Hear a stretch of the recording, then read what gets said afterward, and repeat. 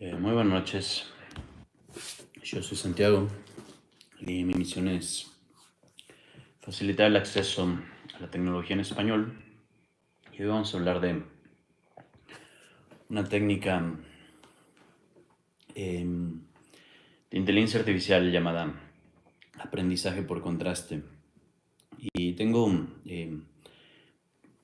dos principales metas para el día de hoy, quizá tres.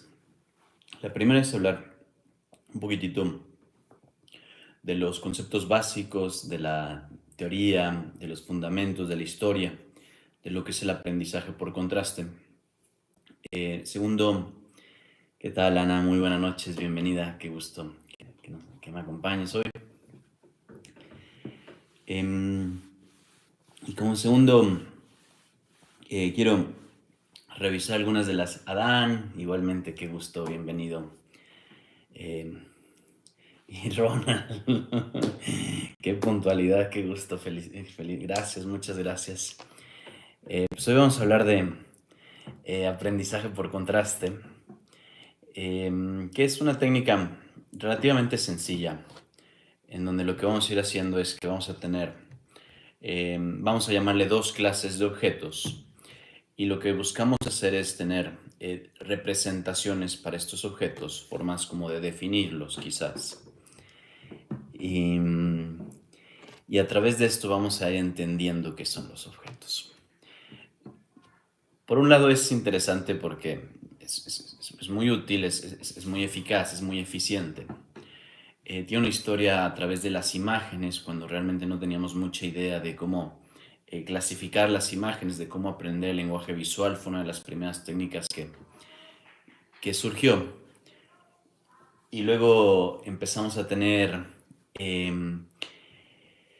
empezó a surgir toda una tendencia de lo que se convirtió el aprendizaje por semisupervisado o autosupervisado, en donde empezó a entrar una tendencia de aumentación de datos, en donde ya las imágenes no estaban catalogadas, sino que las mismas representaciones que se intentaban formar era a partir de modificar gradualmente las imágenes y encontrar similitudes entre las modificaciones de las imágenes. Y por ahí, ¿no? Nuevamente surgen dos temas muy interesantes. El primero, el cómo el proceso de selección de datos empieza lo que es una teoría llamada maximización de información o identificación de información mutua. Esta teoría ya tenía mucho tiempo, pero quizá por primera vez surge con una aplicación importante como parte de aprendizaje no supervisado, en donde medimos el grado de similitud entre dos imágenes para seleccionar cuáles son las mejores formas de generar este proceso de aprendizaje, seleccionando imágenes muy diversas o igual o quizá muy similares. Es decir, ir contrastando ese proceso, ir modulando ese proceso dependiendo de lo que necesitemos, en qué momento estamos formando las representaciones, para entender, para identificar, para describir lo que son objetos, pero también categorías. Y se empezó a usar mucho en términos de imágenes y eventualmente, conforme fue ocurriendo esta técnica de aprendizaje no supervisado, se fue aplicando a otros temas como primero gráficas, que quiero hablar un poquito sobre eso, y segundo, aprendizaje por refuerzo, que tal vez veamos con un poquitito de detalle. ¿Qué tal, Carlos? Muy buenas noches, bienvenidos. Tenemos equipo completo. Gracias por acompañarnos. Y en este proceso que vamos creando, seleccionando el proceso de datos y creando las representaciones de las imágenes, es como podemos empezar no solo a la parte de identificar imágenes, sino en general modalidades distintas. Y en ese sentido vamos a ir teniendo las aplicaciones y con la parte un poquito que anticipándome, con la parte que quiero empezar a terminar, es una ligeramente nueva tendencia en cómo aplicamos aprendizaje por contraste a términos de aprendizaje supervisado. Esto quiere decir que nosotros vamos a tener los resultados y nosotros vamos a buscar una representación de los resultados de tal forma que nos indique por qué ciertos resultados, por ejemplo, positivos, se comportan o qué tienen en común y cómo se diferencian de los resultados negativos. Entonces, básicamente estamos definiendo dos categorías, una llamémosle de buenos resultados y otra de malos resultados, para entender cuáles son las causas de los resultados positivos. Y eso es a lo último que me quiero ir acercando hoy, o planeo acercarme hoy. Y por ahí nada más me faltó mencionar una última tendencia que está surgiendo. Reitero, esta técnica más o menos se empezó a utilizar alrededor de 2016, en 2020 fue donde alcanzó su cúspide. Y entre las técnicas que ha surgido tienen que ver con aprendizaje adversarial contrastativo, en donde lo que buscamos es diseñar un par, por ejemplo, de imágenes que busquen confundir y para empezar a buscar estas representaciones. Entonces nos espera un proceso interesante. Voy a empezar con las aplicaciones de aprendizaje por refuerzo. Eventualmente quiero pasar un poquitito a la historia para tener los conceptos básicos y pasar a gráficas y con eso básicamente más un poquito de demostraciones de lo que estamos haciendo en el proceso de emprendimiento y prácticamente ese sería el plan, ¿no? Si hay dudas, por favor, ¿no? Espero que haya quedado claro el concepto básico y ahorita quiero dar un poquito de ejemplos de en dónde se utiliza. Entonces lo estamos viendo dentro de aprendizaje por refuerzo y esta parte es muy emocionante. Recordemos toda la parte todas las dificultades que tiene el aprendizaje por refuerzo, que es un laberinto de opciones y que básicamente necesitamos navegar este laberinto, encontrar cuáles opciones explorar. Y lo que de las aplicaciones que están haciendo en particular en Google es de cómo podemos diseñar un algoritmo para identificar situaciones. Entonces nosotros vamos a tener ciertos estados y recordemos, la base del aprendizaje por refuerzo es seleccionar para cada estado cuál es la mejor acción. Entonces lo que ellos proponen es utilizar aprendizaje por contraste para empezar a seleccionar o agrupar estados similares y a través de eso empezar a aplicar lo que serían las mejores acciones o al menos el proceso de transferencia de acciones.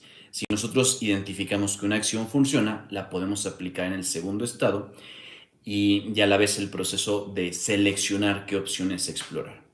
Entonces, es una primera aplicación que espero que se vaya observando los beneficios del aprendizaje por contraste.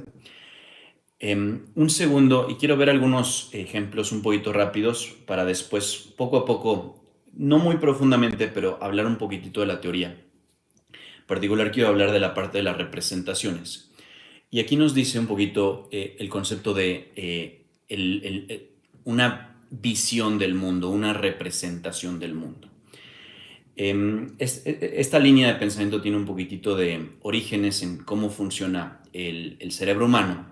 La intención es que nosotros como seres humanos aprendemos a través de contraste, categorizamos en particular a través de contraste. Y lo que empiezan a definir es, pasando un poquito fuera, lejos de lo que es el proceso de aprendizaje por refuerzo, en donde vemos estados, lo que estamos buscando es generalizar más cómo definir lo que es un mundo. Sabemos que esto tiene que ver mucho, por ejemplo, en robótica, también en simulaciones, incluso a veces videojuegos, en donde simplemente tenemos, por ejemplo, un escenario o ciertos datos de los cuales no sabemos absolutamente nada. Y aquí la intención es cómo podemos ir creando conocimiento a través de esto. Y en la parte en la que se van a enfocar es a través de los objetos y las relaciones, incluso van a hablar un poquito de las jerarquías, para ir descubriéndolas a partir de aprendizaje por contraste. Pero aquí vamos a encontrarnos con un tema ligeramente más difícil, porque pensemos en una simulación, estamos en un mundo visual, para simplificar un poquito, y lo que nosotros queremos es hacer sentido de este mundo. Por ejemplo, estamos en un videojuego y queremos entender quizá cómo funciona este videojuego. Aquí La primera parte que es difícil es cómo empezar a definir lo que son los objetos. ¿Cómo vamos a encontrar un objeto versus otro objeto? ¿Cómo podemos definir lo que van a ser los distintos objetos? Y todavía más difícil, ¿cuáles van a ser las relaciones entre los objetos? Em, Todavía no lo vamos a ver mucho, pero quiero mencionar nada más dos pequeñas ideas de cómo podemos empezar a hacer esto. Entonces, cuando empezamos en el proceso de imágenes, íbamos teniendo las clasificaciones, la clasificación de las imágenes. Entonces, teníamos una imagen, teníamos una lista de categorías y definíamos que la imagen a qué categoría pertenecía. Y recordemos que esto lo hacíamos a través de redes neuronales convolucionales, en donde gradualmente íbamos aprendiendo representaciones locales, y ahorita justo el siguiente documento se trata de eso, representaciones locales de las imágenes para empezar a inferir características y asociarlas con las imágenes, con las categorías. Y de esa forma íbamos generando las imágenes. El siguiente paso en visión que surgió fue el proceso de empezar a segmentar las imágenes. Entonces ya no solamente se trataba de decir esta imagen es de un perro, sino que se trataba de definir en dónde está precisamente el perro, en particular buscar un cuadrado, el cuadrado quizá más pequeño, en donde el perro estuviera contenido. Y todavía llegamos a pasar a un proceso siguiente, que es el de la segmentación, en donde ya hacemos el borde de definir qué es el perro y qué no es el perro. Son los tres niveles de dificultad, llamémosle, de clasificación de objetos visuales. Entonces, cuando veíamos el primero, sobre todo en representación de estados, era relativamente sencillo porque vamos a ver todo un estado como un conjunto. Y aquí estamos viendo el estado solamente como no estamos definiendo qué es lo que estamos segmentando, cómo estamos dividiendo el estado. No voy a entrar hoy a cómo lo resuelven en particular estas personas. Por supuesto, todo esto tiene que ver mucho con redes neuronales, mucho entrenamiento. No es mi detalle, no es mi intención el día de hoy. Lo que me gustaría a mí realmente centrarme el día de hoy es en la parte del aprendizaje por representaciones. En particular vamos a ver algunos métodos en donde no utilizan, igualmente un poquito más nuevos, no tanto avanzados, en donde no utilizan redes neuronales para utilizar el proceso de aprendizaje por contraste. Y todo tiene que ver aquí con las representaciones. Y perdón que me vaya adelantando un poquito, pero quiero empezar a mencionar los temas que van a empezar a surgir para el aprendizaje de estas representaciones. Todavía me quiero centrar mucho en la importancia, pero aún así los quiero mencionar. Y lo primero que vamos a ver en los métodos simplificados van a ser métodos que no dependen de la memoria. Y quiero explicar un poquito esto porque de qué forma, imaginemos que nosotros estamos seleccionando distintas contrastes, distintas imágenes para contrastar. Y es un proceso de selección relativamente guiado, vamos a decirlo, o inteligente o aprendido sería la mejor palabra. Vamos a tener que ir memorizando, aunque sea paramétricamente, es decir, en una red neuronal, cuáles son las imágenes que ya vamos viendo, cuáles son los resultados que vamos teniendo entre imágenes, para seleccionar cuál será la imagen ideal para desencadenar el proceso de aprendizaje. Y esto es complejo porque primero quizá necesitamos un proceso de no es simulación propiamente, de aproximación, de definir cuál va a ser la diferencia esperada respecto a nuestra categoría, por ejemplo. Entonces, perdón un poquito, pero nada más quería mencionar el tema de la memoria, el tema de la memoria, el rol que juega en el aprendizaje por contraste para ir seleccionando los datos. Y la segunda parte es, entonces lo primero es cómo podemos dejar atrás la memoria, cómo no depender de la memoria para hacer el aprendizaje por contraste. Y el segundo tema es cómo no utilizar el proceso de red neuronal. Cómo las relaciones en particular o las definiciones de las categorías Y ahorita esto lo voy a explicar, cómo obviar el proceso de una red neuronal. Entonces, quiero explicar un poquitito a grandes rasgos cómo va a funcionar el aprendizaje por contraste.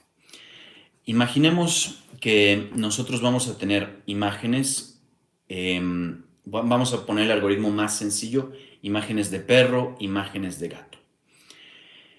Y explicaba un poquito cómo funcionan las redes convolucionales, en donde vamos aprendiendo representaciones locales de la imagen. Y estas representaciones locales lo que nos van a ir dando es la asociación con las categorías. Nosotros vamos a decir, esta característica es más común en esta categoría, con característica, por ejemplo, por supuesto me refiero a representación local. Esta característica es más común en esta categoría y como tenemos todas estas características de esta categoría, es más probable que sea perro. Y lo opuesto. El aprendizaje por contraste es muy diferente. Entonces voy a explicar primero la técnica sin aumentación de datos y luego voy a explicar la técnica con aumentación de datos. En la primera técnica sin aumentación de datos, lo que vamos a tener es que vamos a tener las imágenes de perros y de gatos. Y nosotros, de alguna forma, y ahorita voy explicando esa forma, pero el objetivo es que al momento de representar un perro, sea lo más diferente de representar un gato. Entonces nosotros vamos a empezar red neuronal. Con una red neuronal es un proceso, sabemos, muy lento, que requiere muchos datos. Vamos a empezar a decir, bueno, arbitrariamente vamos a decir que esta imagen la vamos a representar con 500 dimensiones, con 500 números. Y esta segunda imagen la vamos a representar, y todas las imágenes las vamos a representar con 500 números. ¿Por qué queremos representarlas con números? Porque estas representaciones va a ser lo que vamos a utilizar para la predicción. Al momento de decir esto es un gato o esto es un perro, a diferencia de los algoritmos de convolución de redes neuronales convolutivas, no vamos a utilizar la imagen total, sino que vamos a utilizar una representación de la imagen.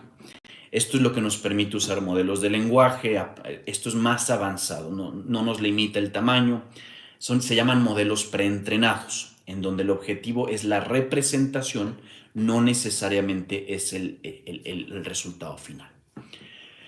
Entonces, cuando tenemos nuestro objetivo es buscar la representación y ya con la representación después podemos entrenar un modelo, por ejemplo, de visión, de lenguaje, etc. Pero lo que estamos buscando es ir gradualmente todas las imágenes que sabemos que son perro, ir buscando que la representación sea densa, sea conjunta, sea compacta. Es decir, que de todas las imágenes se vaya compactando. Y lo opuesto con las imágenes del gato. Y además que estas imágenes entre gato y perro se vayan separando. Eso es lo que estamos tratando de aprender.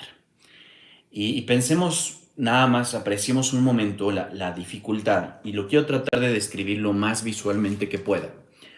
Porque vamos a tener, imaginemos que tenemos muchos píxeles en la imagen. Nosotros vamos a buscar operaciones numéricas neuronales con una red neuronal que vayan a mapear un grupo de píxeles a una dimensión. Lo estoy simplificando porque asumiendo que nada más tiene dos capas. Y lo que vamos a buscar, o optimizar incluso, lo que vamos a optimizar es que a través de las imágenes similares de los perros, la distancia entre cualesquiera dos imágenes sea la menor posible. Entonces le vamos a aplicar las mismas transformaciones a todos los píxeles para que en el momento de obtener las representaciones intermedias o finales, como la quieran ver, queden compactadas o queden cerca las imágenes del perro y queden lejos las imágenes de los gatos. Entonces esto se vuelve un proceso iterativo en donde vamos gradualmente refinando las transformaciones que le vamos haciendo a las imágenes para que primero la separación entre perros y gatos sea mayor y segundo el grado de compactez, de densidad. Víctor, bienvenido, muy buenas noches. Estamos hablando de aprendizaje por contraste. sea lo más densamente posible entre categorías. Y eso es lo segundo, conforme vamos avanzando en técnicas de aprendizaje por contraste, ese es el segundo requerimiento que estamos buscando remover. El primero es el de memoria, en donde no vamos a utilizar un proceso de memoria, ya sea paramétrica o externa, para hacer el aprendizaje, pero el segundo y más importante es el de aprendizaje por contraste. Perdón, el de no utilizar redes neuronales. Quiero hablar de dos cosas brevemente. La primera quiero hablar de dónde entra el proceso de aumentación de datos y la segunda quiero hablar sobre el por qué es tan importante. O por qué, no sé si tan, pero al menos por qué es importante, por qué es relevante esto que estamos viendo hoy. Entonces, el proceso de aumentación de datos, vamos a ir haciendo un proceso en donde las categorías propiamente no tienen que ver con temas, vamos a llamarle, catalogados previamente. En lugar de tener lo que explicaba, las imágenes de los perros, las imágenes de los gatos y buscar representaciones, lo que nosotros vamos a intentar es con una serie prácticamente infinita de imágenes, lo que nosotros estaríamos buscando es cómo hacer el proceso automático, el cómo no depender de que tengamos clasificaciones para los modelos. Entonces, lo que hacemos es que vamos a crear categorías de una sola imagen. Y de esta forma lo vamos a hacer, por ejemplo, con algunas transformaciones a la imagen. Por ejemplo, podemos dividir a la imagen a la mitad y expandirla.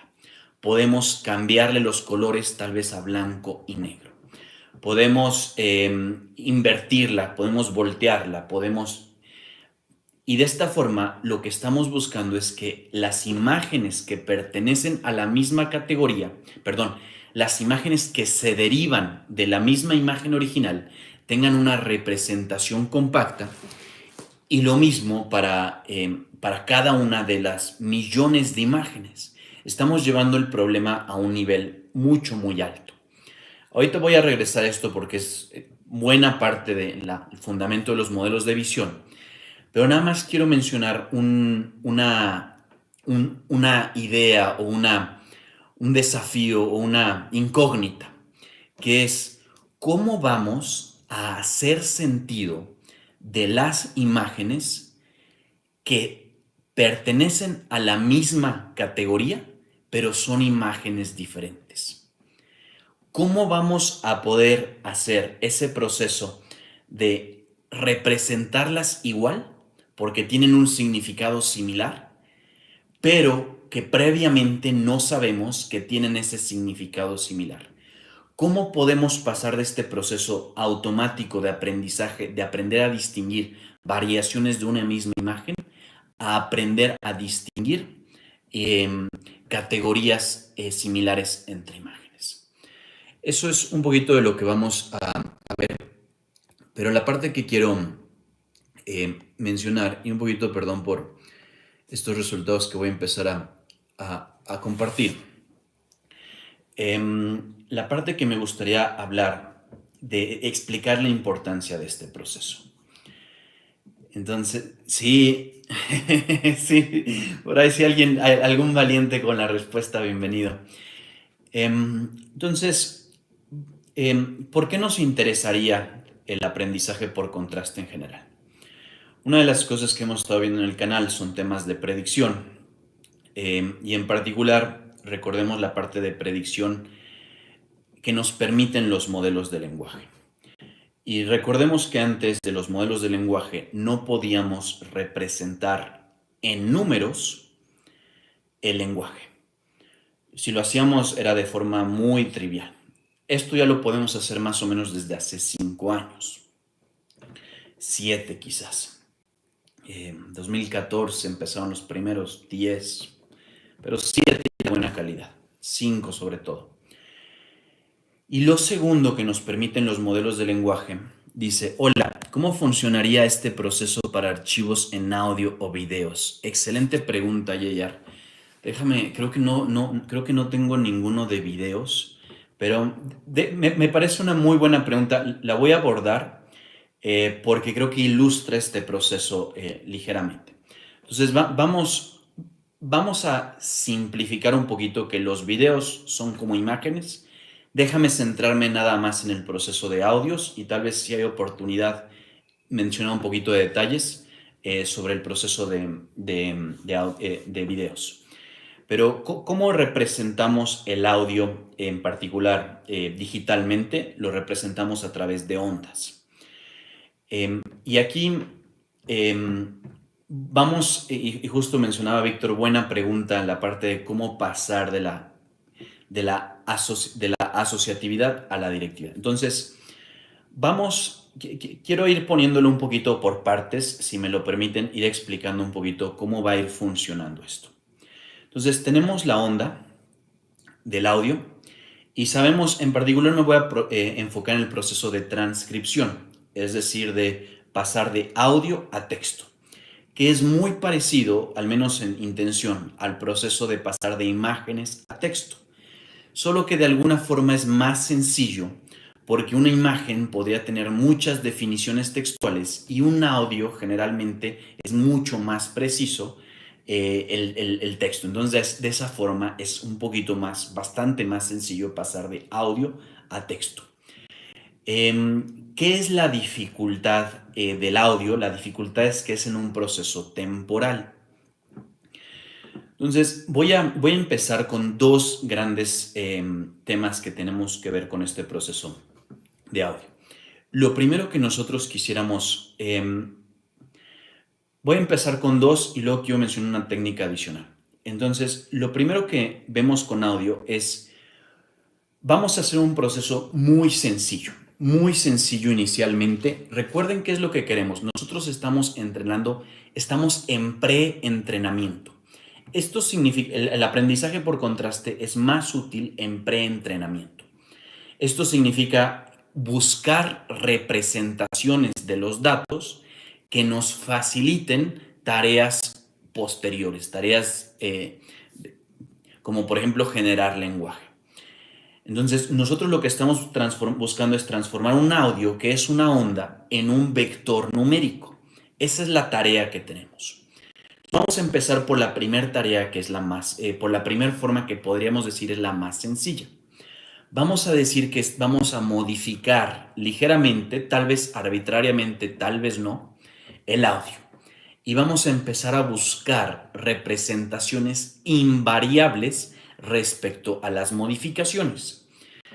Hay varios detalles que decir aquí, perdonen si no entro mucho en detalle, pero básicamente lo que queremos es que la misma representación vaya con el mismo audio, aun si sufre de ciertas variaciones. Esto nos sirve, por ejemplo, si nosotros decimos A o A, por ejemplo, ¿no? Como muy diferente, cambiamos un poquito la entonación, queremos que la representación sea la misma para que nos permita encontrar para que sea robusta ante diferentes pronunciaciones. Eso es lo que estamos buscando.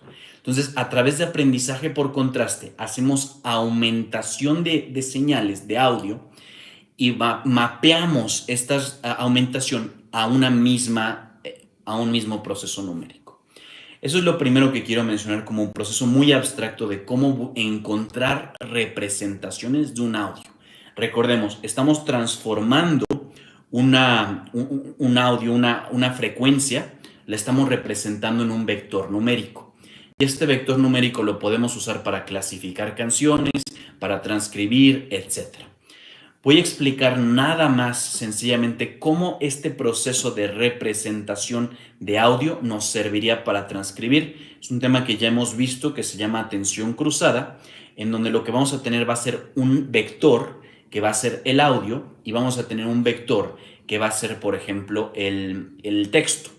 Lo que vamos a aplicar, una de las técnicas, solo es para ilustrar para qué nos serviría esta representación. Vamos a aplicar un modelo de transformers que busque la correspondencia o similitud entre la secuencia de audio y la secuencia de texto. De tal forma, podríamos eventualmente, sobre todo al entrenar esta red neuronal, pasar de texto a audio y de audio a texto, porque lo que estamos aprendiendo es una red neuronal que encuentra la correspondencia, es decir, las semejanzas entre el formato de audio y el de texto. Voy a mencionar nada más brevísimamente una segunda oportunidad dentro de este proceso que en particular se aplica al audio, que no quiero entrar mucho en detalle, pero que ilustra algo bien importante del aprendizaje por contraste. Porque lo que hace el aprendizaje por contraste es encontrar categorías. Cuando mencionaba en este segundo documento el proceso de que íbamos a pasar de, pasar de representaciones globales, de aprender representaciones globales a aprender representaciones locales, es decir, a disectar objetos específicos dentro de una representación global y a encontrar representaciones de estos objetos específicos. Esto muchas veces se llama tokenización, es decir, segmentamos un proceso.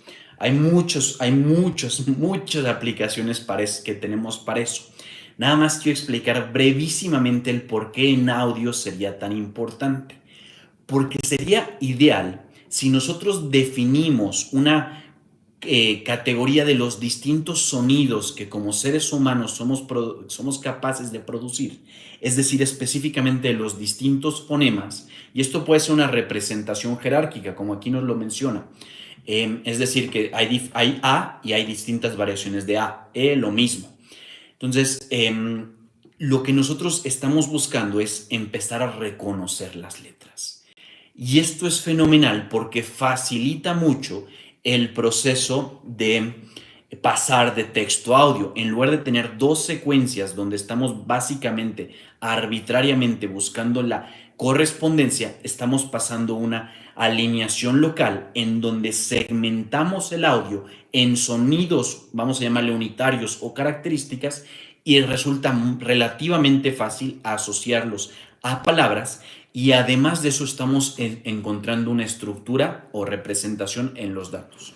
Perdonen si eso fue un poquito difícil, pero lo único que estoy diciendo es cómo una meta del aprendizaje por contraste sería segmentar el audio en tokens o letras o sonidos para encontrar cuáles son los objetos que pertenecen. Y esto, por supuesto, sirve para imágenes, para distinguir los objetos y también para crear una colección de cuáles son los objetos que tenemos. Quiero mencionar nada más muy brevemente una segunda aplicación que es muy valiosa, que es dentro de finanzas. Nosotros cuando estamos en finanzas y en general en series de tiempo, el audio es una serie de tiempo, pero en finanzas es muy característico, porque en finanzas va a ver, si estamos observando la fluctuación, por ejemplo, del precio de una acción, vamos a ver que va a haber momentos en que una acción, por ejemplo, tenga una tendencia positiva y a veces una tendencia negativa, a veces una tendencia estática. Y nosotros queremos una forma de encontrar cuáles son esos segmentos para entender, para estudiarlos, por ejemplo, a detalle. Si encontramos estas clasificaciones, podemos saber, estaba la tendencia positiva porque esto fue lo que ocurrió durante este proceso o lo que ocurrió un poquito previo. Esa es un poquito la importancia de poder segmentar, y esto nos empieza a dar una pequeña pista a la pregunta que Víctor mencionaba. ¿Cómo podemos pasar de un proceso de autoaprendizaje en donde aprendemos a identificar las representaciones de un mismo objeto a aprender a lo que podríamos llamar una representación estructurada del mundo, en donde no solo conocemos, en donde empezamos a ser capaces de agrupar los objetos que son similares automáticamente, autónomamente, de forma no supervisada? Gracias por gracias por la pregunta, JR. Espero haya quedado un poquito explicada, no sé, la capacidad. Por ahí recomiendo el tema de Sonar, si se quiere saber un poquito más de audio. Es un modelo que usa Facebook, de atención cruzada, como explico, en particular multilingual, en donde busca encontrar una representación global, no solo para muchos idiomas, sino para muchos audios, muchos lenguajes. Y esto es un proceso muy eficiente que lo usa Meta en todos sus productos para traducir automáticamente. Dice Carlos, ahorita a ver si hablo un poquitito de video. Me recuerda el tema de detección de comunidades, minimizar la distancia intragrupos, maximizar la distancia intergrupos. Totalmente.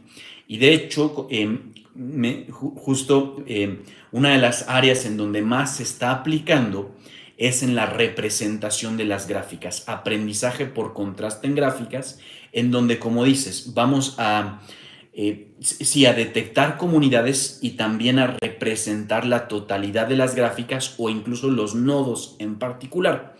Y esto lo vamos a hacer a través de hacer ciertas modificaciones a las gráficas. Por ejemplo, agregar nodos o, por ejemplo, añadir vértices o remover vértices, remover nodos. Y de esta forma vamos a usar el aprendizaje por contraste y eso nos sirve, por ejemplo, si estamos en una red social, queremos hacer un algoritmo de recomendaciones, el tener la representación del nodo, es decir, del usuario, nos sirve para servir contenido y también lo mismo para evaluar el contenido. Entonces, totalmente, y es un área que, que está en mucho desarrollo. Quiero hablar un poquitito de la parte... un poquito de la parte de la importancia de estos procesos en particular, porque por qué nos pueden servir también quiero hablar de la parte de global versus local.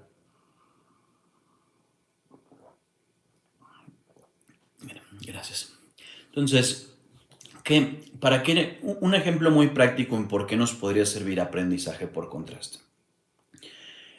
Recordemos que tenemos las distintas funciones de predicción, los distintos pasos, y nosotros quisiésemos entender el por qué pasan las cosas. Entonces, lo que nosotros vamos a tener van a ser buenos resultados y malos resultados. Y lo que estamos buscando es una representación de estos buenos resultados para aprender qué tienen en común. Y ahí es en donde mencionaba que por primera vez tenemos la posibilidad de aplicar modelos de lenguaje. Todavía no vamos a ver muchos documentos de esto, pero si me lo permiten, me gustaría explicar un poquito de qué se trata antes de continuar avanzando. Digamos que nosotros, por ejemplo, cuando hacemos un modelo de visión queremos entender, pero ahora queremos dar un paso más al tema de predicción. Entonces, digamos que nosotros, y perdón que me vaya a ir este documento un poquito, aprendizaje por contraste supervisado. Entonces, quiero explicar un poquito la paradoja hacia dónde nos estamos dirigiendo. Mencionaba que una de las ventajas del aprendizaje por contraste es que es automático, no requiere de datos. A través de la simple aumentación de datos, logra encontrar categorías y relaciones. ¿Qué pasaría si hacemos con aprendizaje supervisado? ¿Qué ocurre? Aquí lo que estamos buscando son las representaciones que definen al concepto que tenemos hoy que no teníamos. Si estas representaciones, y perdón un poquito que vaya explicando, pero si hay preguntas, por favor, pero si nosotros podemos pasar de lenguaje a números, estos números van a ser a través de un modelo de lenguaje que ya está entrenado. Pero nosotros queremos aplicar estos números para un tema muy específico. Puede ser ventas, puede ser, etcétera. Ahorita podemos dar algunos ejemplos, son los de siempre, pero nosotros, por ejemplo, quisiéramos saber, si mandamos, por ejemplo, 100 correos electrónicos, ¿cuáles correos electrónicos generan una venta y cuáles correos electrónicos no generan la venta? Y lo que queremos es hacer aprendizaje por contraste. Tenemos las representaciones de los objetos de acuerdo a la codificación del modelo de lenguaje, pero lo que vamos a ver es que estas representaciones van a ser ambiguas. Nosotros lo que buscamos es aplicar aprendizaje por contraste a representaciones ya hechas. Y después todavía vamos a tener la oportunidad ya que tengamos estas representaciones, ya que segmentemos estos grupos, podemos utilizar un modelo de lenguaje para explicar el qué son las cosas que están, por qué estos mensajes están funcionando y por qué no. Entonces, perdonen un poquito que haga esta pequeña pausa, ¿no? Recordemos, parte del objetivo es el proceso de emprendimiento. Entonces, me gustaría mostrar un ejemplo de cómo se puede aplicar el aprendizaje por contraste relativamente sencillo. No voy a entrar todavía mucho en detalle, hay un par de temas que todavía quiero ver sobre aprendizaje por contraste, pero empezar a formar una idea de por qué es útil y por qué es valioso, si me lo permiten, ¿no? Y bueno, entonces creo que estoy aquí. Entonces, vamos a estar aquí. Entonces, ¿qué es lo primero que hicimos? Recuerden, es un poquito lo que veíamos ayer, que teníamos forma de segmentar grupos. Y esto es, entonces tenemos las representaciones numéricas del lenguaje, y lo que vamos a tener en estas representaciones numéricas es que podemos decir, por ejemplo, estos textos pertenecen a cierta categoría, se parecen mucho estos textos. Y esto es un proceso muy simple, todavía no estamos aplicando aprendizaje por contraste. Lo único que estamos haciendo aquí es un proceso de segmentación de datos. Estamos buscando un centro en estos datos que minimice la distancia entre todos los otros puntos. Un proceso, un proceso parecido a lo que mencionaba Carlos de detección de comunidades, nada más que en lugar de tener una representación gráfica, vamos a tener una representación textual. Ok, vamos a tener esa segmentación. Ahora, ¿qué vamos a tener cuando hacemos esta segmentación? Vamos a poder diferenciar dos distintos, por ejemplo, vamos a decir que tenemos asociados un valor numérico a estos dos distintos grupos. ¿Cuál es la dificultad de lo que estamos haciendo aquí? ¿Por qué el aprendizaje por contraste es tan valioso? Porque cuando hagamos la separación por los resultados, lo que vamos a tener es que la representación numérica del significado va a ser similar, pero la representación, el resultado va a ser diferente.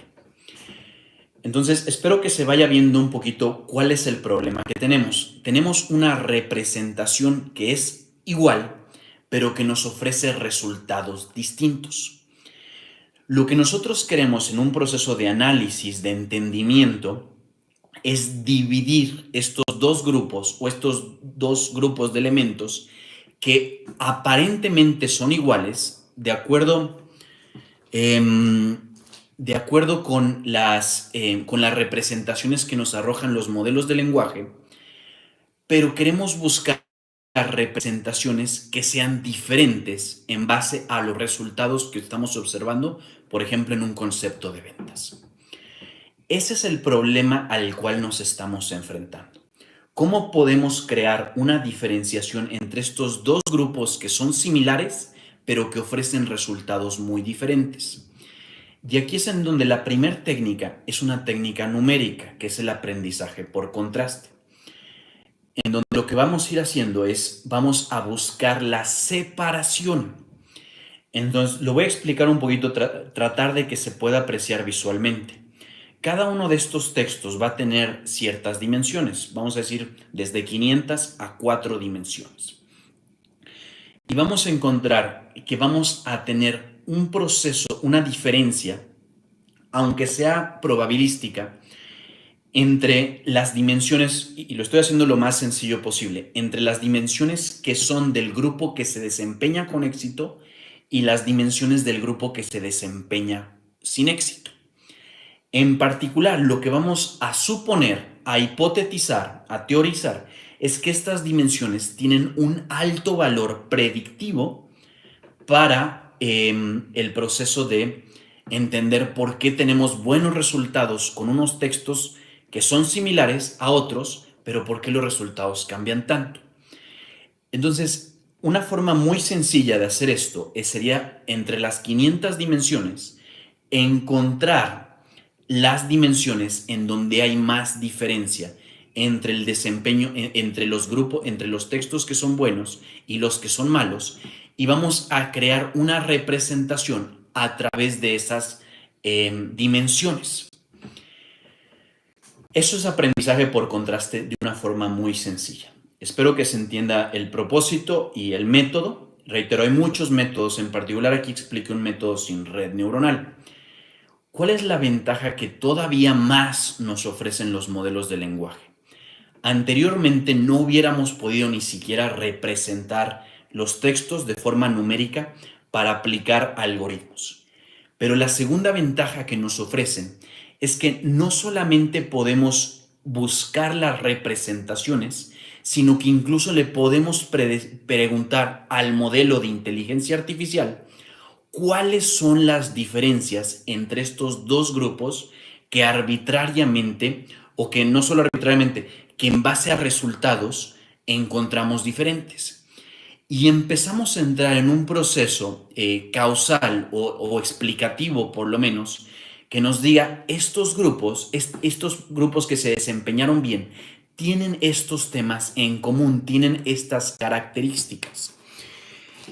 Incluso, perdonen un poquito si hay preguntas, por favor, todavía quiero entrar eventualmente con más detalle a esto, pero para que quede más claro, incluso le podemos preguntar estas dimensiones que encontramos, de todas las 500 dimensiones, ¿cuál es el significado de esta dimensión en particular? ¿Qué es lo que está midiendo esta dimensión? Y de esa forma nosotros podemos tener muy claro qué es lo que está funcionando, o al menos tener claro para crear un experimento, qué es lo que está funcionando dentro de estos textos que tienen resultados positivos y dentro de estos textos que no. Y todavía mejor de eso, si estamos en un proceso de texto, lo que podemos hacer es que podemos utilizar los conocimientos que el modelo de lenguaje derivó para aplicarlo a los resultados negativos y mejorarlo, o a los resultados positivos e intentar mejorarlo todavía más. Espero haya quedado un poquitito claro. Si hay preguntas, con todo gusto. Reitero, quería explicar una aplicación muy actual de aprendizaje por refuerzo, perdón, de aprendizaje por contraste. Todavía quiero explicar, ahorita que veamos un poquito más la teoría, algunos resultados, y quiero, dependiendo de cómo tengan la oportunidad, sé que es tarde, pero dependiendo de cuánta oportunidad tengamos, quiero explicar el proceso de cómo llegar a estos resultados. Dice, por eso pensabas en técnicas de PCA, de reducción de dimensionalidad, para extraer la representación. Pregunta extraordinaria, Carlos, pregunta extraordinaria. Es una pregunta muy incisiva y muy avanzada. Entonces, dame chance de explicar brevemente qué es PCA y comparar cómo difiere con aprendizaje por contraste. Lo que hace PCA es que va a tener, recordemos la desventaja de tener muchas dimensiones. Si tenemos muchas dimensiones es más difícil el aprendizaje. Requerimos más datos, requerimos más computación y tenemos menos claridad de por qué funcionan o no funcionan las cosas. Entonces, si no solamente nos interesa predecir, sino incluso influenciar o modificar los resultados, un modelo de 500 dimensiones no es útil. Lo que hace PCA, que es Principal Component Analysis, análisis de componentes principales, es que a través de métodos de álgebra matricial encuentra cuáles son las dimensiones, y lo estoy simplificando un poquito, que más significado tienen. Déjenme tratar de explicar muy brevemente cómo funciona el PCA, porque nos va a ilustrar muy bien cuáles son las ventajas del método de aprendizaje por contraste, cuáles son las diferencias y cuáles son las ventajas. Lo que hacemos al momento de reducir con PCA es que vamos a tener muchos vectores, muchos números, cada uno representando textos, y cuando vamos a tener estos textos vamos a tener una matriz. Y lo que nos va a decir es que vamos a tener información redundante en algunas columnas.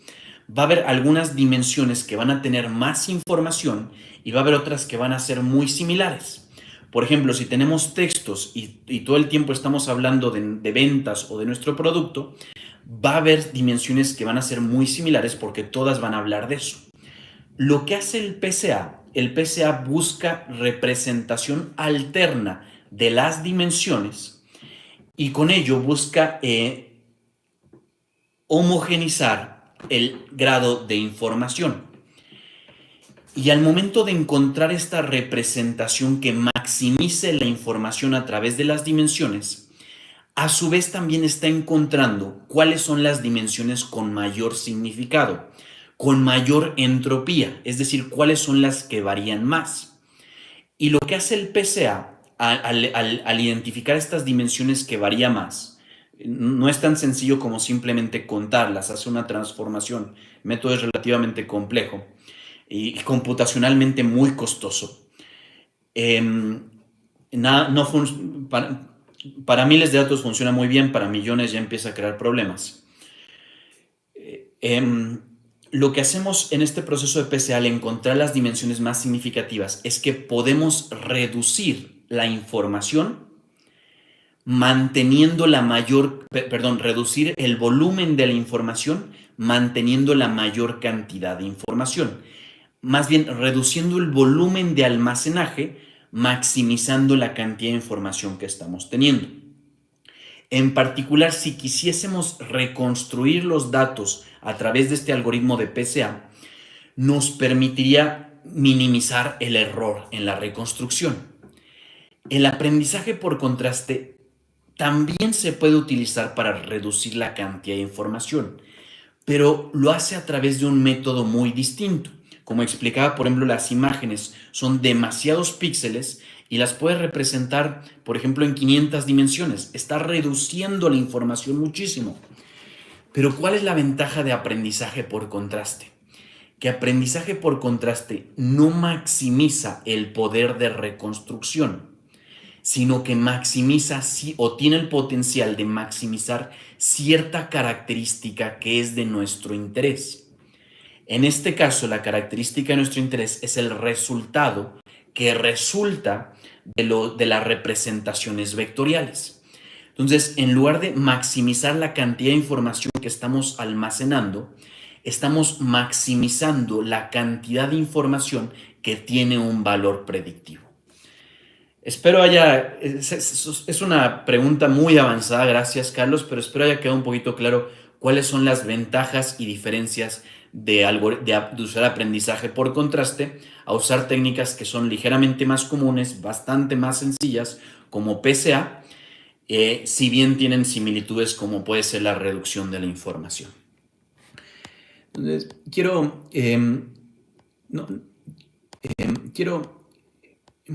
me gustaría hablar brevemente de esta parte de aprendizaje supervisado. Si hay dudas, por favor, si hay más dudas, si hay más comentarios. Más o menos quiero ver unos 20, 30 minutitos más de teoría, algunas aplicaciones y me gustaría explicar a fondo cómo funcionan esos resultados.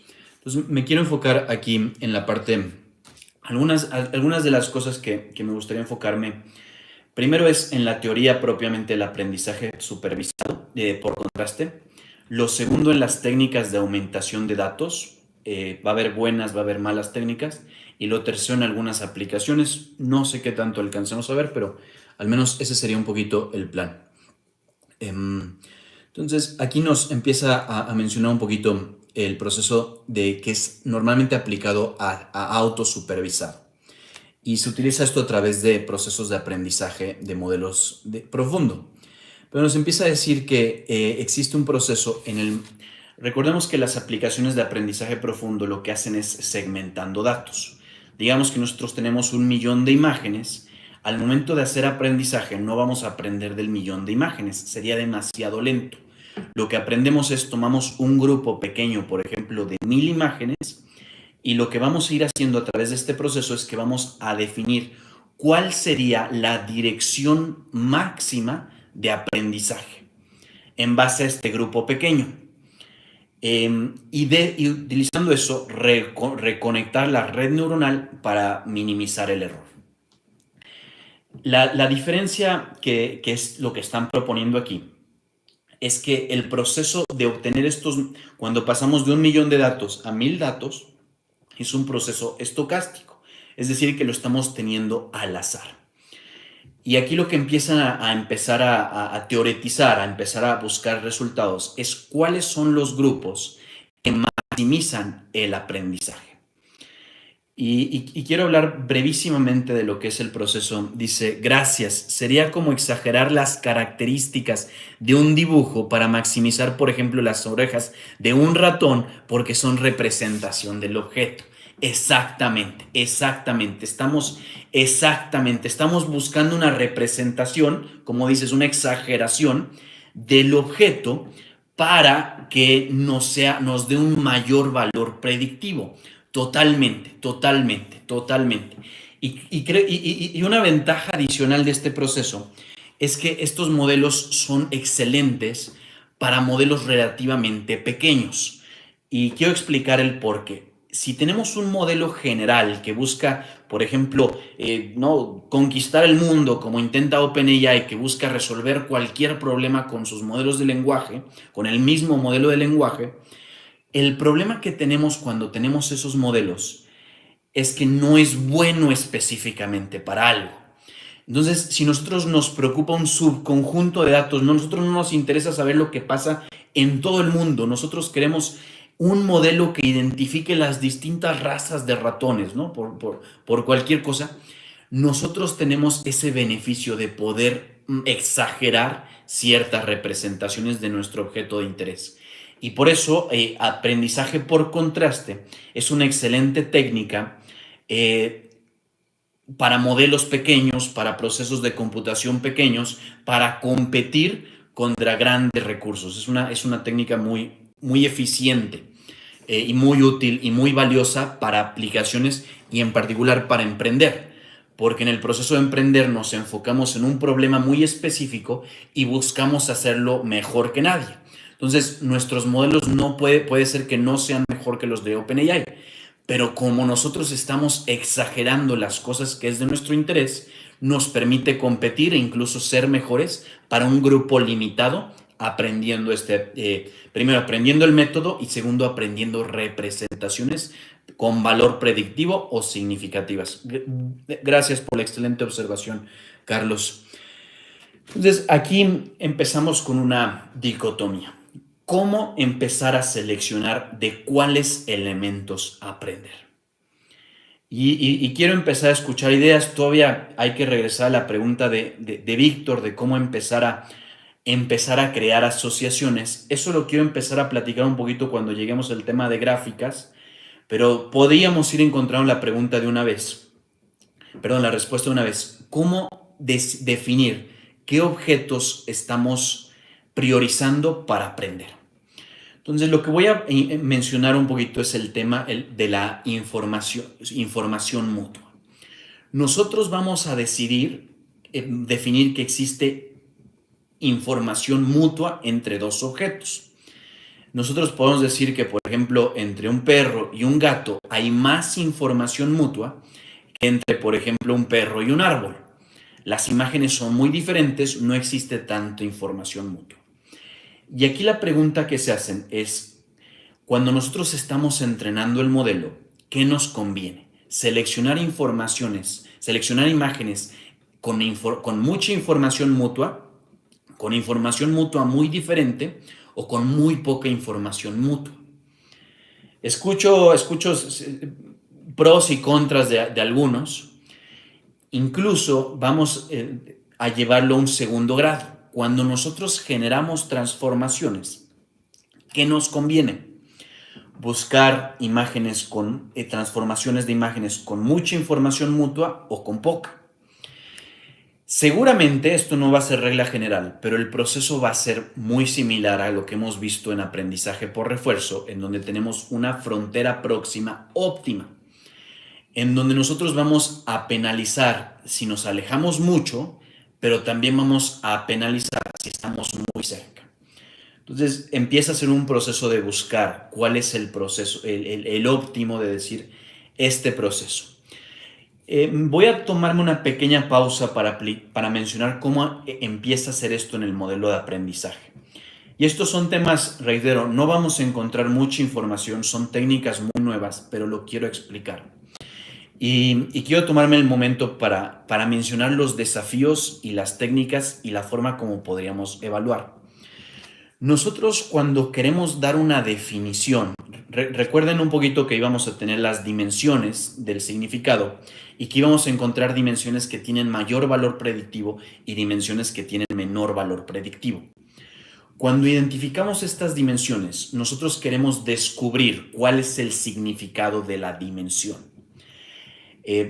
ya sea para mejorar los resultados o para entender los resultados al menos.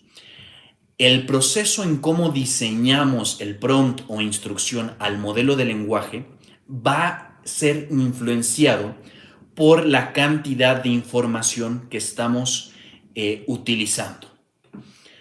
Es decir, nosotros vamos a tener, para ponerlo sencillo, miles de distintos objetos y solo vamos a poder tomar una decena, ni siquiera una centena de objetos. Y nosotros queremos decir, estos son los objetos representativos de esta dimensión y lo que buscamos es que nos expliques qué significa la dimensión. El proceso de selección de los objetos que le vamos a con lo que vamos a alimentar al modelo de lenguaje, no es un tema trivial. Si entregamos, va a llegar a un óptimo en donde el proceso explicativo va a ser idóneo. Pero nos entra un segundo problema. ¿Cómo podemos medir cuándo la respuesta del modelo de lenguaje fue buena y cuándo no? Si nosotros estamos guiando al modelo de lenguaje, si estamos dialogando con él y es muy posible que encontremos la respuesta. Pero si lo queremos dejar autónomamente, ¿cómo vamos a poder hacer ese proceso? No vamos a encontrar respuestas para todas las preguntas que hagamos hoy. Estos son temas muy nuevos de aprendizaje por contraste. Prácticamente todavía no están siendo aplicados a modelos de lenguaje. Pero espero se observen los dos puntos y espero ojalá se observen tanto numéricamente como verbalmente. El primero, ¿cómo vamos a seleccionar los textos que van a ser, para los cuales el modelo de lenguaje va a ser nutrido para dar la definición de la dimensión que estamos buscando explicar? Y el segundo, ¿cómo vamos a evaluar la definición tanto en base de los textos que seleccionamos como en general? Y nada más para que lo vean un poquitito numéricamente, una posible decisión que estemos tomando. Obviamente, cuando nosotros buscamos definir una dimensión semántica, vamos a tener resultados que van a ser altos en una dimensión y otros resultados que van a ser bajos. Y si nosotros queremos explicar la definición de la dimensión, vamos a buscar maximizar que tengamos un grupo de resultados altos y un grupo de resultados bajos. Pero a su vez vamos a tener diferencia en otras dimensiones. Entonces va a haber un balance entre maximizar la diferencia en la dimensión de nuestro interés y segundo, hacer que se permanezca lo más similar posible resultados en las otras dimensiones. De esa forma le resulta muy fácil al modelo de lenguaje, al momento de ver las diferencias entre los dos grupos de texto, identificar el porqué o el significado de esa diferencia. Temas, y espero, reitero, se pueda ver tanto la parte verbal como la parte numérica del problema que estamos solucionando al buscar los resultados óptimos. Un tema ligeramente distinto, pero es el cómo vamos a evaluar la representación. No vamos a encontrar una respuesta satisfactoria el día de hoy, pero ¿qué son algunas pistas que vamos a tomar? En el momento en que tenemos una definición de la dimensión, nosotros vamos a encontrar palabras que tienen más valor informático versus palabras que tienen menos. Las palabras que son muy comunes tienen poco valor semántico, las palabras que son poco comunes tienen un alto valor semántico. Una de las formas que podemos medir la dimensión es, primero, encontrar el grado de información, la densidad de información, es decir, cuántas palabras tienen un alto valor semántico, y segundo, la correlación entre las palabras seleccionadas para definir y el proceso de la dimensión, qué tan común es eso. Nada más, perdón por mencionar esto, ahorita me quiero bajar a un tema un poquitito más sencillo, sé que avancé un poquito más rápido de lo que debí, pero quiero mencionar, conforme vayamos al tema de relaciones y de asociaciones entre objetos, cómo vamos no solamente al momento de asociar qué palabras son importantes para cada asociación, también vamos a tener que medir, o va a ser importante medir, cuáles grupos de palabras, cuáles asociaciones de palabras son relevantes para cada dimensión. Esas van a ser la diferencia entre primer grado y segundo grado de asociación, en donde podamos decir, por ejemplo, en esta dimensión en particular, estas dos palabras no son importantes, pero cuando se asocian, se vuelven muy importantes, o se vuelven muy importantes para esa dimensión. Y perdonen, nada más para explicar el porqué de esto, es lo que tiene que ver con las técnicas latentes semánticas que dan origen a las representaciones. Sé que avancé un poquito más, quiero hacer una pequeña pausa por si hay preguntas, dar oportunidad. Quiero hablar un poquito, quiero mencionar nada más la parte de gráficas, no voy a hablar de la parte de transformaciones, me parece que es, dice JR, tengo entendido que entre mayor sea la base de conocimiento, mejor se puede entrenar al modelo. En este caso, veo que es al contrario. ¿Me puedes aclarar, por favor? Hay un par de palabras que sería bueno definir. Gracias por la pregunta, JR. Entonces, primero tendría un poquito que definir qué es la base de conocimiento. Se puede entrenar mejor el modelo. Entonces, ¿qué podríamos decir con base de conocimiento? Por ejemplo, podríamos decir tal vez los datos con los que es entrenado el modelo, y también quizás sería interesante saber si nos referimos exclusivamente a modelos de lenguaje o en general a modelos de inteligencia artificial. Veo que es al contrario. Ok, ya voy a tratar de hacer una explicación. Si estoy yéndome mal, me explicas. Pero, ¿qué es lo que estamos buscando en este proceso de aprendizaje por contraste? Es la parte que es contraria, es que en lugar de preocuparnos por todo, nosotros nos queremos enfocar en un resultado muy específico. Cuando utilizamos aprendizaje por contraste, y por eso vuelvo un poquito al ejemplo de perros y gatos, que sería la forma más sencilla de entrenar un modelo de aprendizaje por contraste, al menos visual, realmente no queremos aprender todas las imágenes. Solo buscamos aprender los gatos y los perros. Entonces va a haber muchas cosas a las que no le hagamos caso. Y esa es tanto su debilidad como su fortaleza, y también por lo cual es tan diferente. Así al menos como lo estamos manejando el aprendizaje por contraste hoy.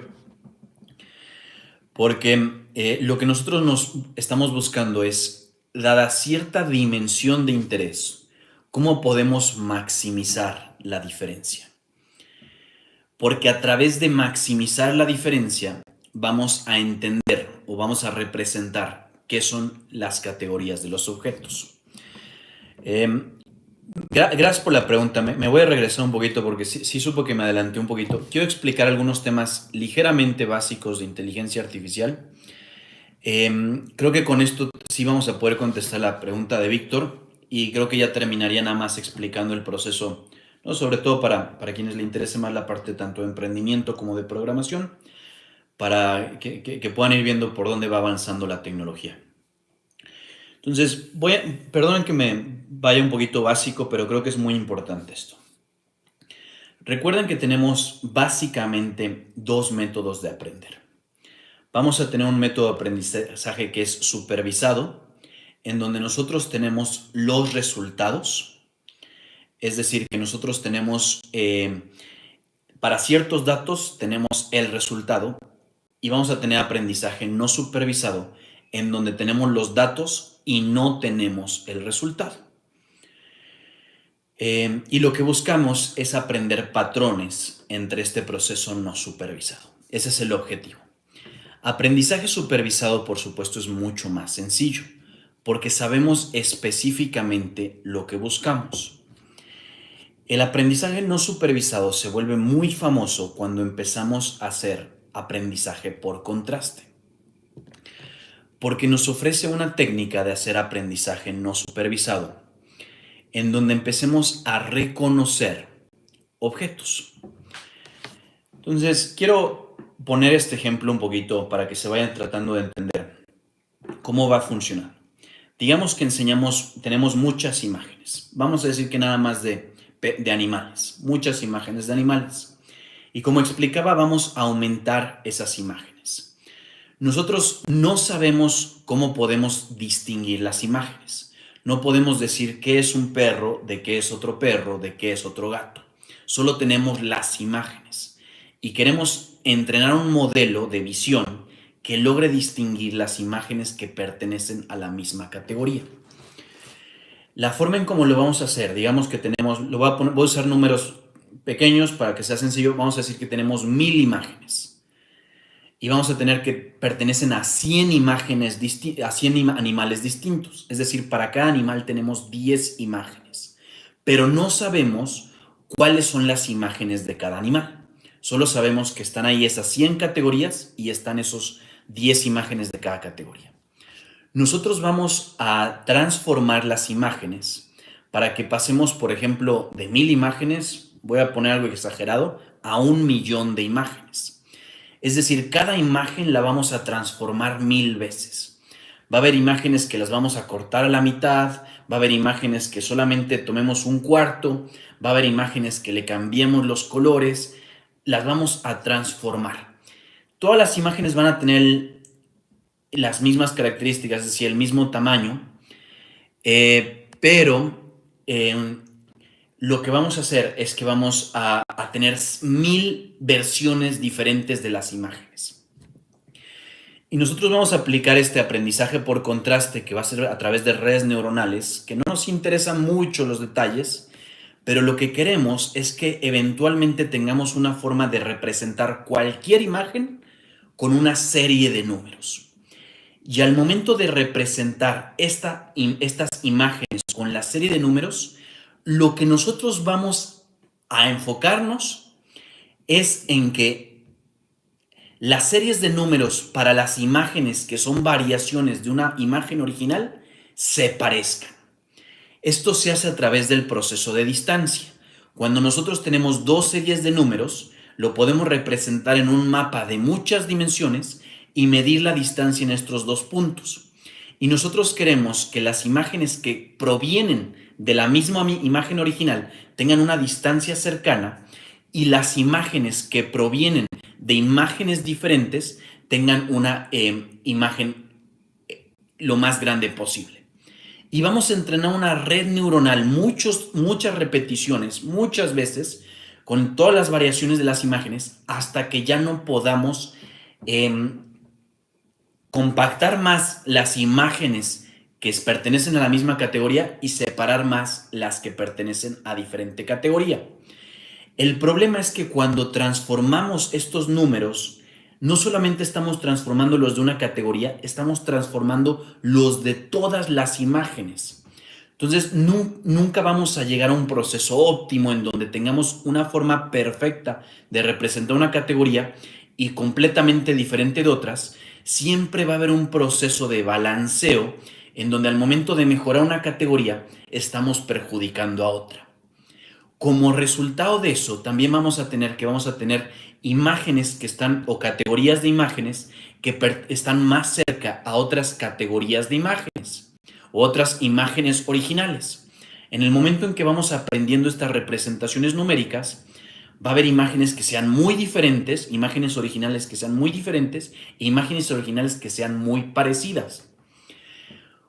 La forma en cómo nosotros vamos a hacer eso, encontrar cuáles imágenes pertenecen a un mismo animal, aunque no lo supiéramos a simple vista, es que vamos a tomar la representación numérica de las imágenes originales y vamos a medir la distancia con las otras imágenes originales. Y vamos a tener que haber imágenes originales que van a estar más cerca que otras e imágenes originales que se van a estar muy lejos. Las que van a estar muy cerca vamos a decir que pertenecen al mismo animal o que son el mismo animal, y las que son muy lejanas que son de diferentes animales. Y de esa forma automáticamente estamos descubriendo similitudes entre imágenes diferentes. Propiamente estamos descubriendo categorías. Y de esa forma la inteligencia artificial, sin ninguna pista de un ser humano, puede empezar a encontrar lo que son los perros, lo que son los gatos, lo que son los árboles, por sí misma. ¿Va a tener errores? Va a tener muchos errores, pero va a tener buenas representaciones que pueden servir como base para eventualmente quizá utilizar lenguaje, imágenes que sí sabemos lo que es, y a través de ese proceso ir alineando el modelo.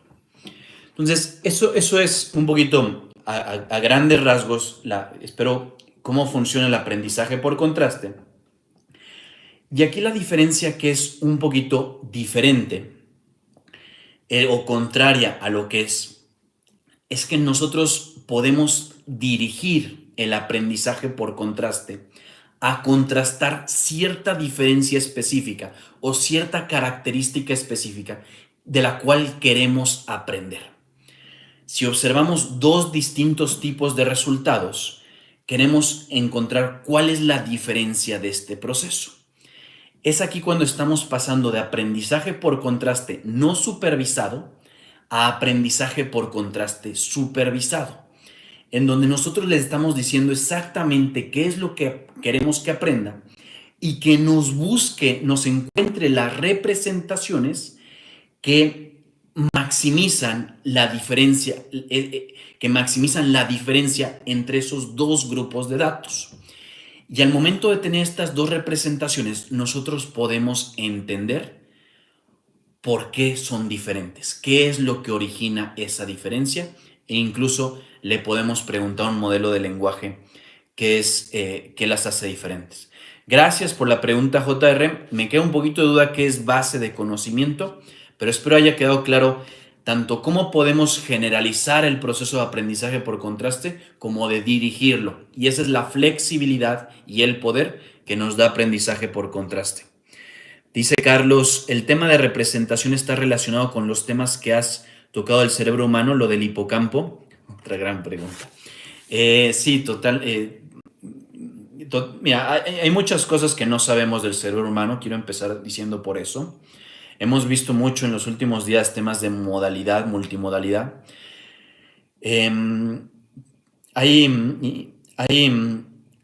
Se cree que el cerebro encuentra representaciones. Perdonen por quedarme aquí un poquito, sé que nos salimos un poquitito de tema, pero es que es una excelente pregunta y creo que justo con esto paso a la forma de cómo explicar este proceso. Pero es una excelente pregunta. Entonces, quiero dar un poquitito de contexto del hipocampo y de las representaciones. Va a haber un par de temas que no vamos a alcanzar a ver hoy. Uno de ellos, el cómo no vamos a utilizar la memoria, y el segundo, el cómo no vamos a utilizar redes neuronales. Son un poquito temas un poquito más avanzados, pero creo que esta pregunta es todavía mejor, entonces prefiero enfocarme en esta, y creo que además une cosas que ya hemos visto. Gracias, Carlos, por la pregunta, y un segundito. Muy bien. Entonces, tenemos el hipocampo. Recordemos que el hipocampo lo que se encarga es de almacenar tanto la información como las memorias.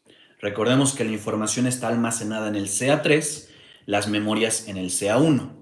La información es está decorrelacionada, ahorita explico un poquito más, decorrelacionada, y el CA1 es la secuencia en cómo se encadena la información, se concatena la información. Entonces podemos reutilizar información a través de distintas memorias. Recuerden también, o tal vez, vamos a tener en el hipocampo una parte que tiene el gyrus dentado, y no quiero avanzar mucho sin explicar el por qué, estoy diciendo esto, pero vamos a tener el gyrus dentado, que va a tomar información de los sentidos y la va a decidir si almacenar en el hipocampo, en el CA3 o no. El hipocampo es fundamental para que podamos aprender del pasado y orientarnos exactamente, es un elemento de navegación totalmente. Entonces, cuando el gyrus dentado lo que va a decidir es qué información almacenar y qué información no. Y recordemos que el CA3 opera por lo que se llama aprendizaje por competitivo. En todo el momento, tanto en el presente como en el pasado, estamos recibiendo un flujo de información. Y el hipocampo, como dice Víctor, se encarga de pasar la información del corto plazo al mediano plazo y a largo plazo incluso. Esa parte ya es más del CA1 con el neurocórtex, no entro mucho en detalle, pero entonces el hipocampo tiene, y en particular el gyrus dentado, tiene la tarea difícil de seleccionar qué información almacenar, por lo menos en el corto plazo. ¿Y cómo lo hace el gyrus dentado? ¿Cómo toma esa decisión? Lo que el gyrus dentado hace es que selecciona la información que es más nueva, más diferente. Esto es un proceso competitivo en donde compara esta información versus esta información, cuál es más nueva. E almacena, al menos en el corto plazo, la que es más nueva.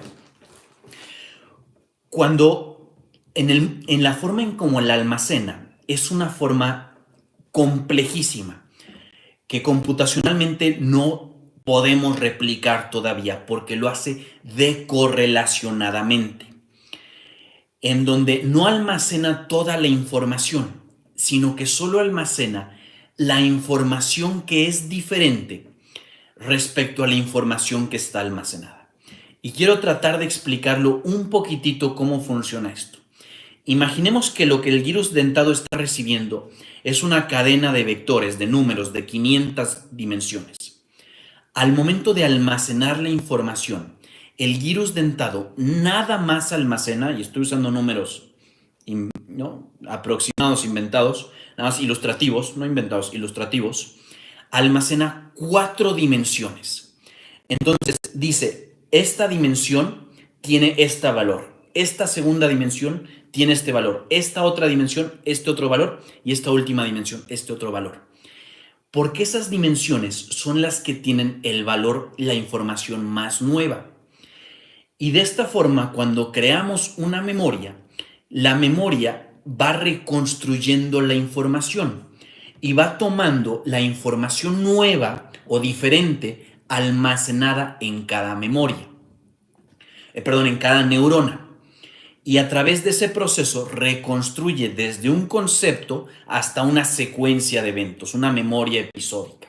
Y en particular esto lo hace midiendo o guiando el orden de activación en las neuronas.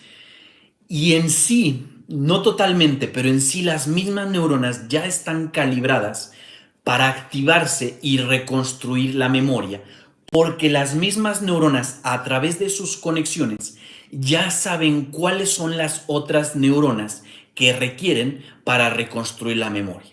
Y nada más para terminar este pequeño pensamiento, porque al momento que el gyrus dentado decorrelaciona la información para almacenar, es decir, de los 500 dimensiones que recibió de información y decidió solo almacenar 4, el gyrus dentado ya sabe, lo estoy antropomorfizando, ya sabe cuáles son las neuronas que tienen la información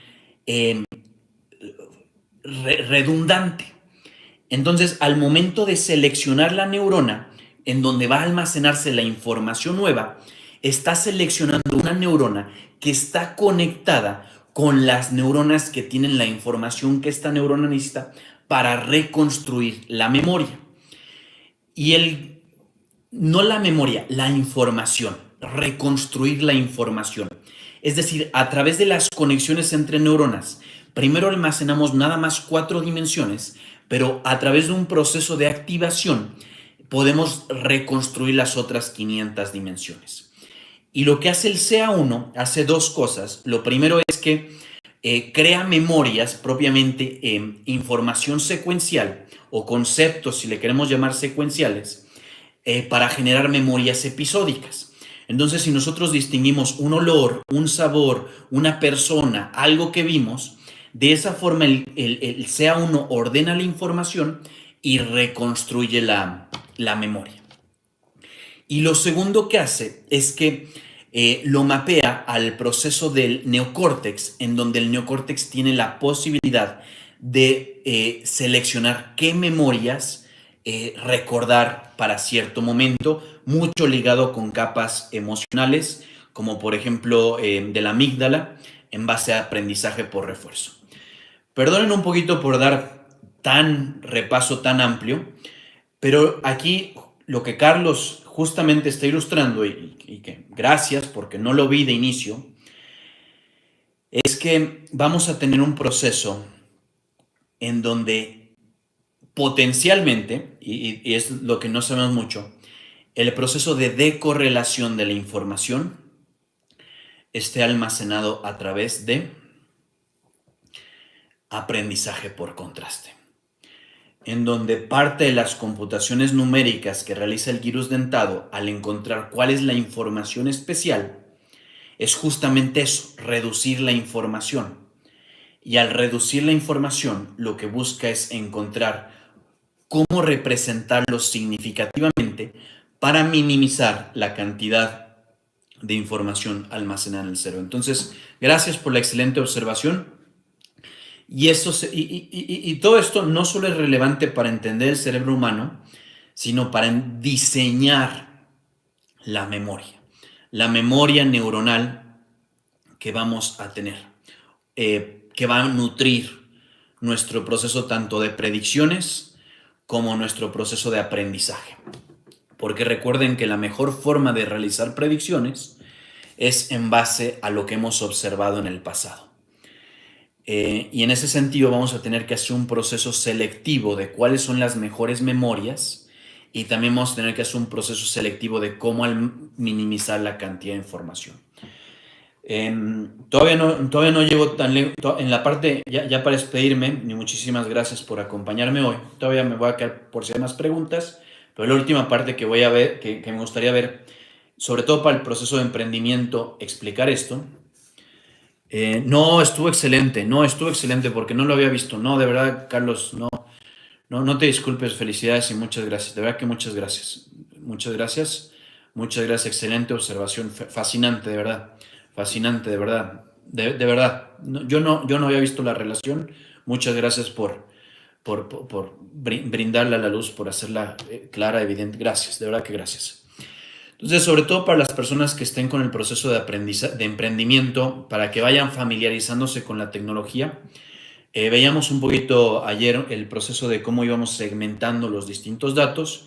Quiero empezar a entender, a explicar cómo vamos a generar entendimiento de los datos.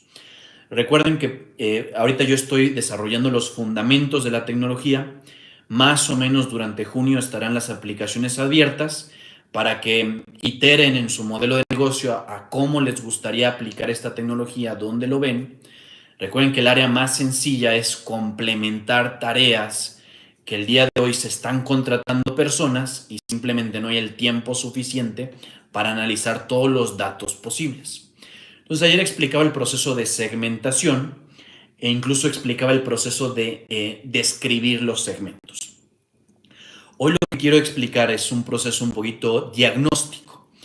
Para un segmento en particular de datos, quiero explicar primero qué es lo que funciona y y cómo mejorar y cómo mejorar el segmento, cómo mejorar esos datos, cómo mejorar, porque vamos a tener, dentro de este segmento vamos a tener resultados positivos y vamos a tener resultados negativos. Lo primero es quiero describir qué es lo que funciona en los positivos y lo segundo, cómo modificar los negativos para que funcionen mejor o al menos posiblemente funcionen mejor. Entonces, lo primero que vamos a hacer va a ser un proceso de filtración, de identificar los elementos que mejores resultados tuvieron. Y lo segundo, vamos a hacer un proceso, ahorita no voy a entrar mucho en detalle eso, tiene un poquito que ver con lo que veíamos ayer de curiosidad artificial, del proceso de razonamiento con datos multimodales, de los deltas. Lo voy a mencionar, pero no me voy a enfocar en eso. Explicar cuáles son las partes de mayor diferencia. Y a través de esto, la parte que me quiero enfocar es en cómo mejorar los resultados. Por supuesto, saludos, saludos, saludos, saludos. Muy bien. Entonces quiero explicar, a ver qué tanto lo tengo claro aquí. Voy a explicar los resultados brevemente y segundo voy a explicar más brevemente todavía el código. Entonces recuerden, esto es un poquito repaso de lo que estamos teniendo, que son los segmentos. Entonces tenemos un segmento y tenemos lo que significa cada segmento y en particular vamos a obtener el segmento 0. Y quizá por aquí creo que, no sé si tengo exactamente, qué buena pregunta. Lamento no tenerla, pero estoy seguro que, yo incluso te diría, primero, pregúntale a ChatGPT. Yo creo que un 80% puedes confiar en lo que diría ChatGPT. En este tipo de preguntas es muy bueno. Y segundo, pregúntale en el mismo proceso donde compres una computadora, no sé si Best Buy sigue existiendo, pero por ahí yo creo que te pueden orientar muy bien.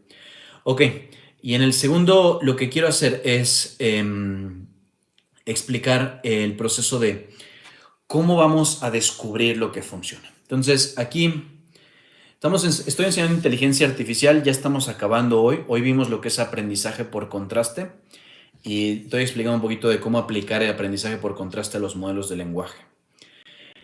Entonces, aquí estamos en clúster 0 y lo que dice es qué es lo que funciona en los elementos que tiene buenos resultados y qué no es lo que funciona. En particular nos habla de credibilidad como que funcione y menciona temas que sean muy específicas, no muy narrow, no muy estrechas, son temas que no funcionan.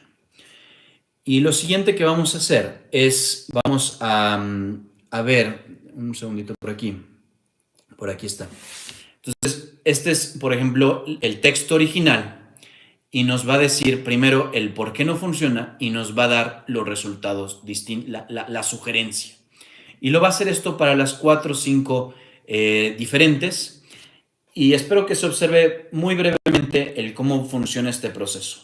Le preguntamos al modelo de lenguaje cómo que encuentre similitudes, que nos describa las similitudes entre este proceso. Y segundo, que utilice estas similitudes para obtener los resultados. Entonces, espero para mejorar los resultados negativos. Es un proceso muy sencillo, en 2 pasos. Y lo segundo, ya no lo vi de las diferencias, creo, ya no las vi. Pero nada más, rapidísimo, nada más para explicar súper brevemente aquí cómo lo estamos haciendo.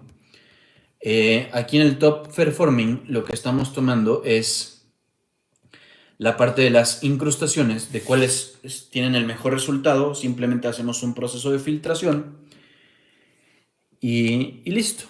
Y medimos el proceso de predicción y aquí abajo lo que estamos teniendo en los deltas fue la parte que quería enseñar. No tuve el screenshot, disculpen, pero cuáles son las que difieren mayor. Y me gustó mucho en ese proceso de diferencia, que explica el por qué es la sorpresa. Y es muy ilustrativo. Perdón un poquito que no lo haya tenido, se me pasó, pero lo explica muy, muy bien. Y bueno, pues eso es todo. Eso es todo por hoy. Muchísimas gracias por acompañarme. Muy padre clase, ¿no? De verdad que vimos temas, tanto vimos temas muy fundamentales en inteligencia artificial como vimos la aplicación a temas más modernos. Entonces, muy emocionantes y espero poco a poco. Gracias, Víctor, gracias. y espero poco a poco vayan dándose una idea de cómo va funcionando.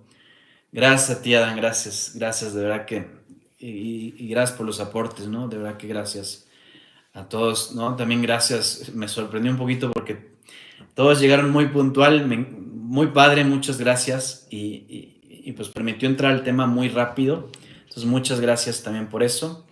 Gracias también especiales a Carlos, que estuvo muy participativo. Gracias también a JR por las preguntas. Gracias, Ronald, como siempre. Entonces, muchas gracias a todos y espero que se vaya entendiendo un poquito cómo estamos pasando, cómo se está formando esta tecnología y cómo se puede ir aplicando. Poco a poco la voy explicando, pero la idea general es que estamos entendiendo los datos de una forma híbrida, tanto numérica como textual, y estamos utilizando ese aprendizaje, ese conocimiento que tenemos, primero para entender por qué obtenemos ciertos resultados y segundo, cómo mejorar los resultados. Y reitero, esto puede ser aplicable a ventas, temas de producto, temas de crecimiento, de mercadotecnia, reclutamiento, contenido, como ahorita lo estoy usando, etcétera, etcétera. Por ahí, si hay preguntas, sigue abierta la comunidad de Alpha Chief. Por ahí les recomiendo, sé que es un proceso un poquito intimidante, pero por ahí también sé que no estoy lo activo que debería. Poco a poco vamos arrancando, pero ese es el mejor lugar si tienen temas del emprendimiento. Por ahora es el mejor lugar para ir comunicándolas, haciendo preguntas. Y si hay de un tema en particular de este tema de emprendimiento que les gustaría saber más, por favor, con todo gusto, ya sea dentro de la comunidad o dentro de los videos, dentro de los lives, los estaré comentando. Por lo pronto, muchísimas gracias y hasta luego. Yo soy Santiago. Mi misión, facilitar la tecnología en español. Hasta luego. Gracias. Totalmente, Víctor. Totalmente. Gracias.